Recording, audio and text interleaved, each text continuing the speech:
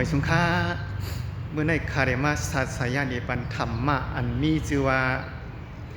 ภูมิตีปึงพิษอันว่านี่ค่ะทำได้ซ้ำกันค่ะก้นดังหลายเขาเมื่อถูกตั้งกูเขาญาเตาสิทธิ์ใจเย้า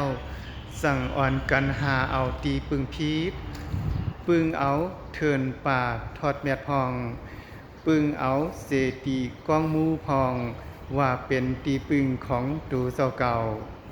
นั่นอ่ำใจตีปึงอันหลอดเพนั่นอ่ำใจตีปึงอันกัดเย็นผู้ไหลมีเสื่องไหนเป็นตีปึงเย้าเตอ่ำลุดป้นในตังตุกไหลผู้ไหลเอาสัมมาสัมพุทธะเอาธรรมะของสัมมาสัมพุทธะเอาสังฆะอริยะอันเป็นสวากะของสัมมาสัมพุทธะเป็นตีปึงเย้าผู้นั่นแลมีตีปึงอันลอดเพผู้นั่นแลมีตีปึงอันกัดเย็นผู้ไหลมีพระตลาสังขาเป็นตีปึงเย้าผู้นั้น